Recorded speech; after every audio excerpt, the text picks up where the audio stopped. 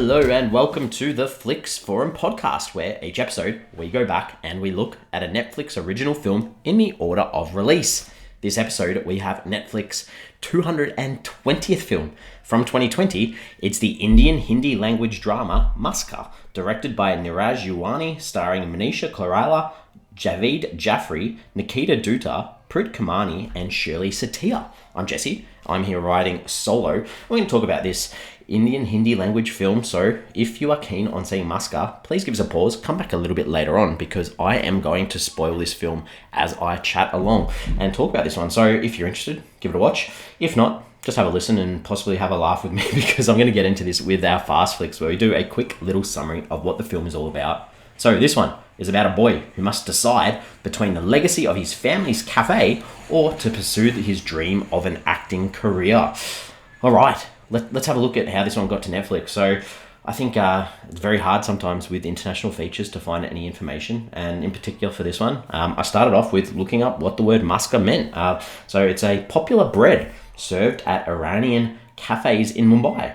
So it's a soft bun of bread. And the maska is actually the homemade butter, which is usually served with Indian milk tea. So once you see the film, it'll make a bit of sense, because it does play a big part in this film.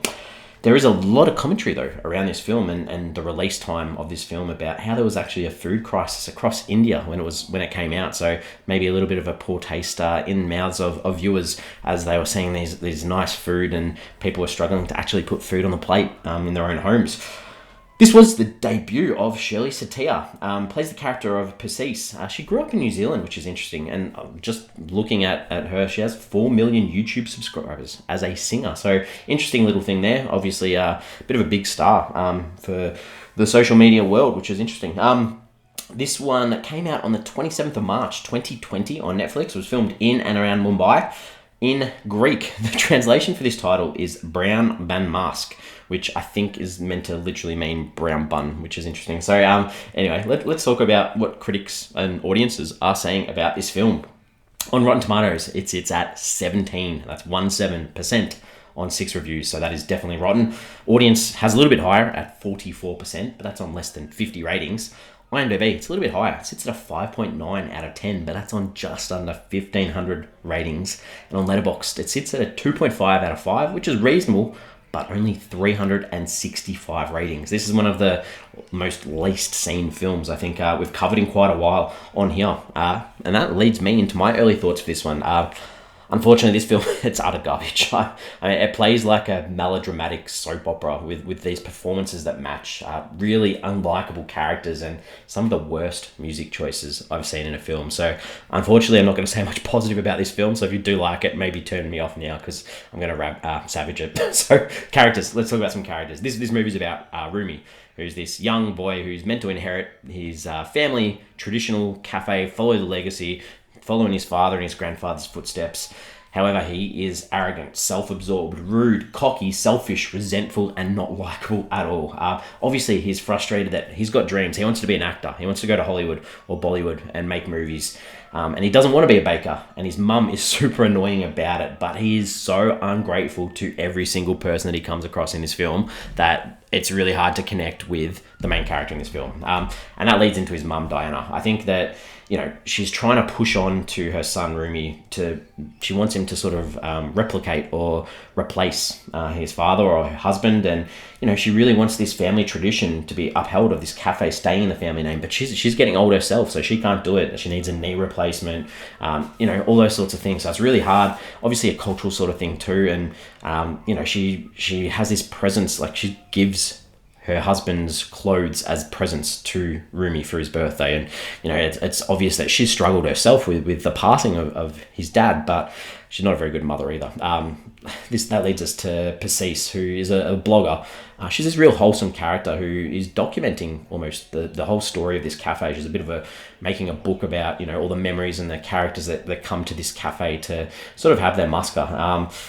I have no idea why she finds the character Rumi attractive. That's all I'm going to say about her. Because Rumi has a girlfriend called Malika, and for 99% of this film, she is his girlfriend. And I'm probably going to spoil it a little bit more from now on. But as a character, she's the opposite of him. She chases her dreams. She stands up to her family. She tries to encourage Rumi to do the same thing. But she's got baggage. She's a divorcee herself. She's into superficial things. She's actually a good actress, unlike Rumi, so she can go places, which is interesting. The last thing I'll talk about is Rumi's dad, Rustum, because he actually, although he's passed away, he sort of plays this ghost-like character that's sort of meant to be there to guide him and support him, and he's meant to be the humour of this film. Unfortunately, not funny at all. All the jokes, they were horrible. And if you're going to play around with this sort of guardian angel type role, you want real advice, not just these humorous things to try and progress the story along and make some laughs, because it just didn't work. The director, Neeraj Udhwani, a few shorts, bit of TV, but this is feature debut. So let's talk about some scenes. Usually we start off with the ones that we liked. I'm going to talk about the ones that I didn't like, and this is going to go for a bit, so I apologise. This is going to be a bit of a rant. Okay, let's do it. The colony. So they live in this colony, and it starts off with this pageant where Rumi wins as well as Paris. He wins the Mister, she wins the Mrs. It's like a stand-up comedy sort of show with the host making lame jokes. Just a super awkward situation to start the film. And then I think the first time that Rumi meets the love of his life, he could decide, after winning this pageant, I'm going to go and be an actor. And he meets Malika, and the wind's blowing through her hair, and they sort of, it was just like the most awkward setup thing that just was not funny and not cool. And then they sort of cut to them sort of getting into it, and he sort of calls her mama, and I was just like, what the hell? I understand that he's got this great connection with his mum, and she does everything for him, but it was just weird in a sexual sort of encounter. There's a scene where Rumi sort of gets on his bike, and he's listening to podcasts about dreams and believing in yourself. And as he's sort of riding this motorbike, on the background on the road, there's posters for cars and watches and energy drinks, all saying the same thing. Oh, it was just cringeworthy. There's a moment where Rumi finally tells his mum that he wants to be an actor. And she sort of says, don't come to my funeral. She sort of loses it and does all this fake crying throughout this film. Oh, it was bad acting. So lame. And I mentioned sort of before that the scenes with Rumi and his dad, didn't really like them at all. Especially one on the bike, and the worst one is in the toilet, which I won't say anything about, but it was just horrible.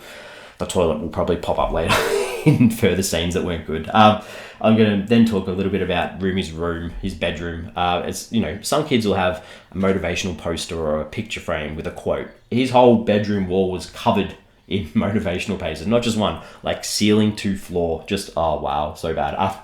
There's a scene where, Rumi's decided to move out with his girlfriend, and his mum comes over to sort of convince him to come back home. It's absolutely bucketing down rain. There's horrendous music playing. It's just a whole cliche lame scene that was horrendous, and she gets in the back of a taxi and goes off.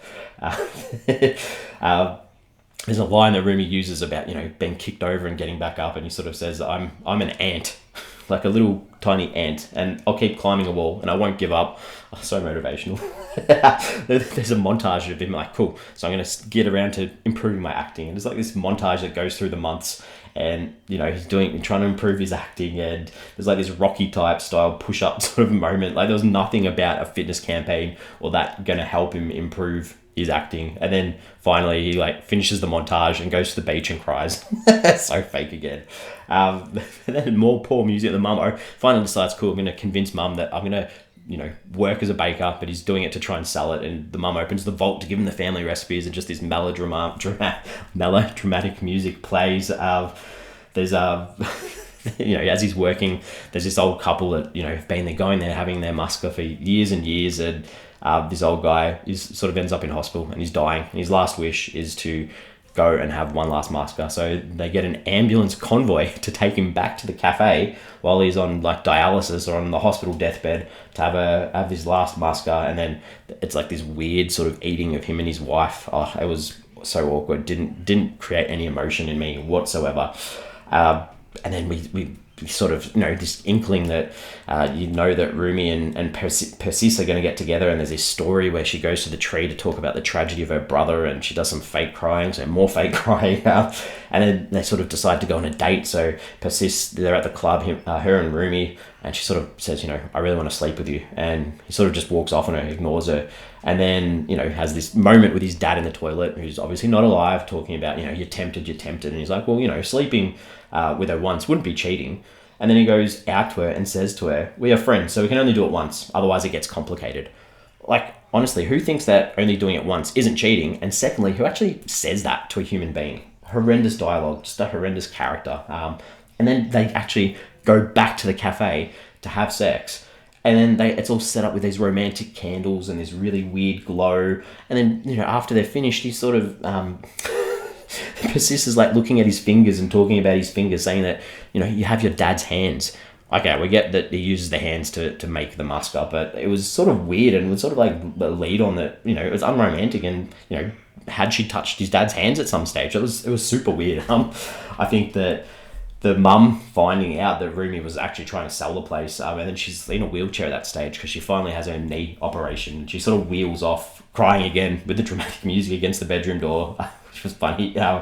And then, at the end, Rumi's finally selling this cafe, and then, he sees the billboards going up of the new owners, and the old sign sort of just dramatically falls down and hits the ground and crashes, and he decides to not sell the place, and he rips up the contract, and he signals that he's taking it back over by going inside and turning on the ceiling fans.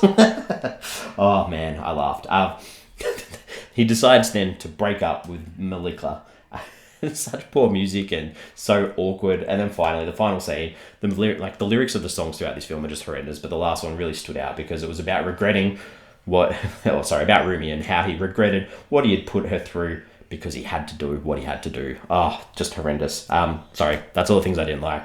One thing I did like in this movie, and they did it poorly in another version with food, but they did this montage of Rumi making the bread for the first time. That was really well shot. But then they followed it up by the cafe reopening with him as the chef, and it was like this food porn barrage of over shots of all the food.